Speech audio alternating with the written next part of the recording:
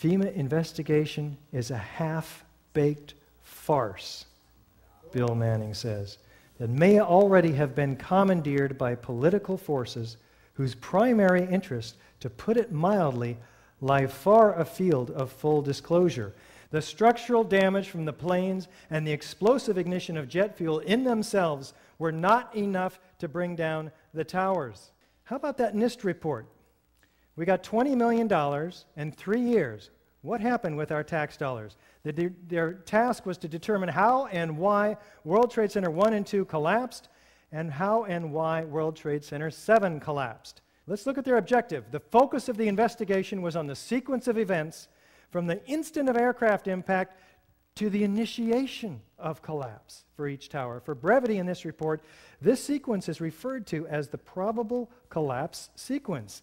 It doesn't actually include the structural behavior of the tower after the conditions for collapse initiation were reached, and collapse became, they say, inevitable. Wait a minute. You're going to spend 3 years and $20 million, and you're going to model every turbine in the airplane, and you're going to stop the entire investigation before the real action begins, right when the point where you're going to stop at the point where the truss was sagging and pulling in the first column, and you're just going to stop your analysis? How many engineers did you have working on this? And what are you concluding? They have 10,000 pages in this report. This is the half page that explains everything after that. No analysis. Let's see their conclusion. The structure below the level of collapse initiation offered minimal resistance to the falling building mass at and above the impact zone. Structural engineers do this every day. This is not rocket science. You have the known weight of this building mass. You have what are known columns below it in order to resist it. You put the building up there, and you let it go in your models, and you calculate what the resistance is. Why didn't they do it? Could it be because they knew darn well that it would not have collapsed at all? Wait, what was the report title? Final Report on the Collapse of the World Trade Center Twin Towers. Probably should have called it Final Report on the Initiation of Collapse.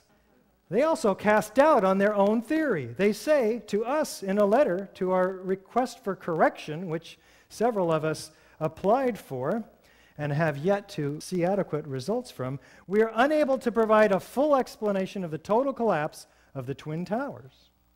Thank you. We think so too. Prompting Jim Hoffman to write Building a Better Mirage, NIST's 3-year, $20 million cover-up of the crime of the century, in which he documents numerous unfounded assumptions. He documents that it's a mountain of distraction. They'll never read all this stuff. It's a tin rat. 10,000 pages, 1,000 pages modeling the airplanes. And as I mentioned, only half a page on their core presumption. Classic progressive collapse. How can it be classic if it's never before happened in history? As if some initiating element in a steel frame building caused the rest of it to ever collapse. He documents the startling omissions and outrageous lies, which you'll have to go into yourself when you have a little more time, and the fudged computer simulations. They document these unrealistic scenarios, C and D, and the realistic scenarios, A and B. A and B didn't make the building collapse, so they crank up the airplane speed. They reduce the strength of the structure. They increase the fuel. They do all of these adjustments until they get in the more unrealistic scenarios, which they're actually fairly open about, to get the computer model to collapse. Structural engineers rail against NIST because they refuse to show the visualization. It's a black box. You cannot download any of this data. This was a public building, or at least before 3 months prior to 9/11, it was a public building, and it should be a public investigation. Clearly, it was a public event, prompting their former chief of their fire science division, Dr. Quintier, to call for an independent review. Let's look at real alternatives that might have been the cause of the collapse of the World Trade Center Twin Towers. Do we have any whistleblowers? Yes.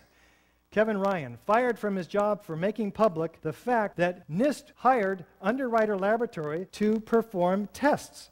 And these tests showed that the building should have remained standing. In fact, there were 4 mock samples of 35-foot spans, 2 17-foot spans, and 2 35-foot spans with fireproofing, just like in the Twin Towers with the floor decking. Now, there's 2,000 degrees of fire put underneath this assembly per ASTM E119, and twice the known amount of load that was known to have been in the Twin Towers. What happens? None of them fail. These are the 4 tests. The steel temperatures were over 1,100 degrees average.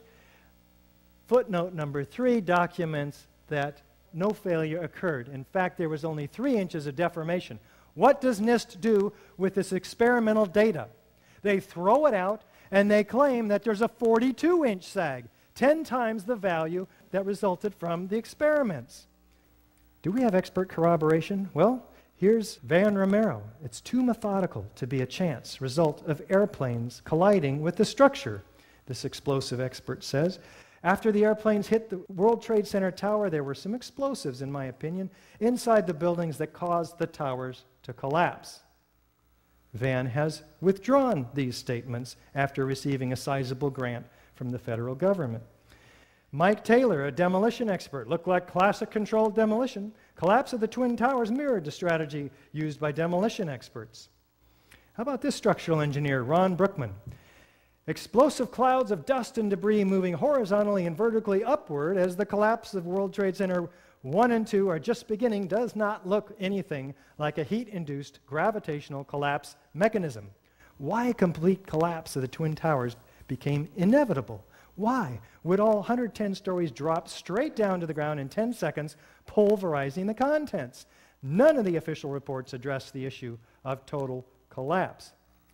William Rice, structural engineer, also with Architects and Engineers for 9/11 Truth. The prevailing theory would have us believe that each of the Twin Towers inexplicably collapsed upon itself, crushing all 287 massive columns on each floor while maintaining a free fall speed as if the 100,000 or more tons of supporting structural steel framework underneath didn't even exist. How about David Scott, structural engineer with AE 9/11 Truth? Near free fall collapse violates laws of physics. You can memorize that one. How about Scott Granger, fire protection engineer with AE 9/11 Truth? All 3 collapses were very uniform in nature. Natural collapses due to unplanned events are not uniform. How about Ed Muniak, with us today, fire protection engineer? The fires were very weak, oxygen-starved, as evidenced by the black smoke. Steel temperatures were low. All 3 World Trade Center collapses have no resemblance to any previous high-rise fire. How about Mathis Levy, who later joined the FEMA team?